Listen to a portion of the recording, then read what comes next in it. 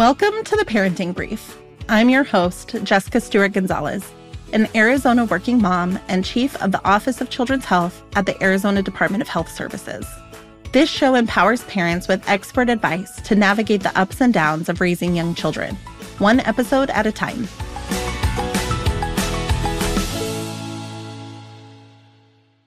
Thank you for joining me for another episode of the Parenting Brief. For all parents, it's completely normal to have questions about feeding your baby. After all, you want to make sure they're getting all the nutrients they need to grow and develop properly. If you're feeling overwhelmed, don't worry. We're here to help. Today, we will discuss how to make sure your baby is getting all the nutrients they need, whether you're using breast milk or formula. With us today is Amanda Shumway, the Breastfeeding Peer Counseling Program Manager for the Women, Infants, and Children, known by many as WIC, at the Arizona Department of Health Services. Thank you so much for joining the show today, Amanda. Yeah, thanks for having me. Can you briefly explain the nutritional requirements for infants and if utilizing breast milk and or formula meets those needs? Yeah, so great question. A lot of parents come to the WIC program and are just curious about hey, I'm expecting my first baby. What can I offer them to eat? And so a lot of times parents think about breastfeeding. Parents also think about formula feeding. And then we kind of get into the comparison of which one's better, what nutritional needs need to be met, how long, if we are going to offer breast milk or formula, should we offer that? When can solids come in?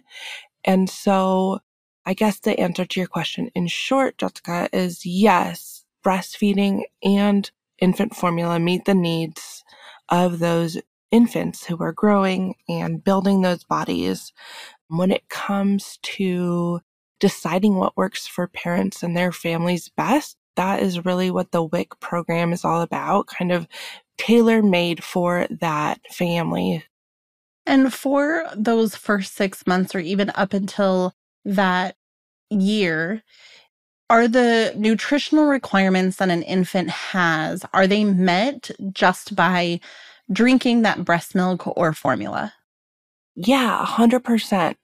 And so here in Arizona, especially around the summertime, parents worry hey, it's hot outside. Should I be offering my infant water, for example? And so we know that breast milk has a lot of water and formula has water, and then that's what they mix the powder into. So no additional nutrient requirements are needed in those first 6 months of life. Their bellies are so small and they fill up quickly and empty quickly. And so we want to make sure that everything that we're putting in there is meeting the need of that growing baby. And so if we put water in there without anything else, there's no caloric value to that. That's not helping that baby grow. And so the water comes from the breast milk or from that commercialized infant formula. And for the formula-fed infants, the nutrients are on the container that is easy to read and easy to see so that parents know what is included to ensure that everything that the infant needs is there. Is there anything specific a parent that provides breast milk needs to do to ensure they are also producing the right nutrients for their infant? Yeah, so ultimately, mom's body will produce what that baby needs. Say she likes to have M&Ms and popcorn and fast food. That's totally fine. There's nothing that she can't have in her diet while she's breastfeeding, but her body will meet the needs of the infant's nutrition. There are moms in other countries who may not have access to food all the time. They actually tend to breastfeed their children until much later in life just because their body is making that perfect food and other food isn't available. So while eating fast food and junk food all the time may not be best, it's definitely not going to impact the nutrients in mother's milk or human milk. So is there a need for any supplements to be taken either directly by baby or by the parent that is providing the breast milk? Yeah, so if infants are exclusively breastfeeding, and what that means is they aren't getting any other food, so they're not getting solid foods, they're not getting commercialized infant formula, doctors will recommend 400 IU of vitamin D drops a day for those infants. You can find them at the regular grocery store. You can find them at Walmart, Walgreens, wherever you shop, you're able to find those vitamin D drops. And what it is it's a dropper, and you just give one dropper full of vitamin D per day. Some parents don't want to offer that to their infants, so they, on the back end, will take more vitamin D so that way it's passed through their milk. They do have to intake a lot of extra vitamin D to make sure that they're meeting that mark, and that is 6,400 IU a day, and that would be the oral intake for the parent if they themselves didn't want to administer the drops to the baby. But I know that that's one thing that we ask at the WIC program if they're exclusively breastfeeding, is if they're offering those vitamin D drops daily. And what happens if baby doesn't get enough vitamin D? Why is that specific supplement so important?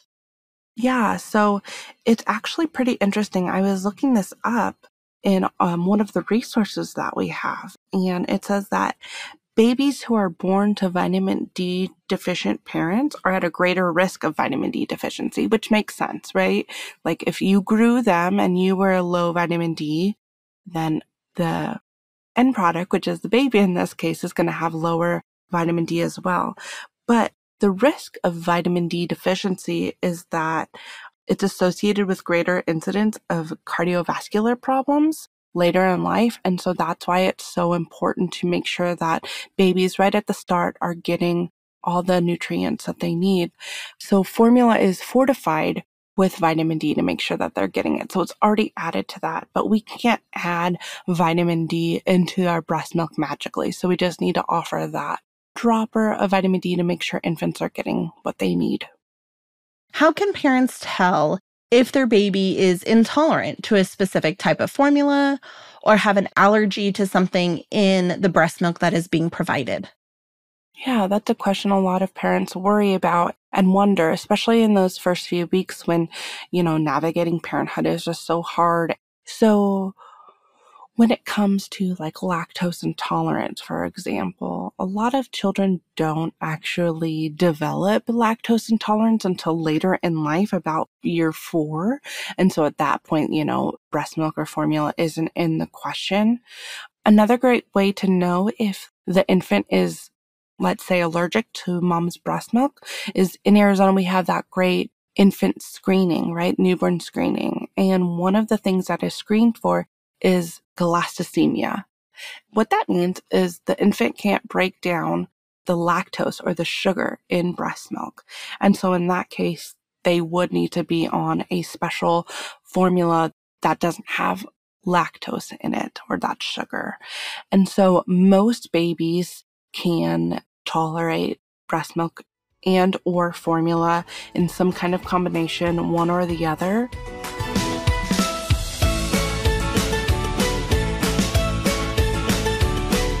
Thank you to our audience for following this show and being part of our community. You can check out the resources in the show notes to learn more about infant feeding practices and vitamin D drops for babies. And while you're there, take a second and share this episode with your parenting community.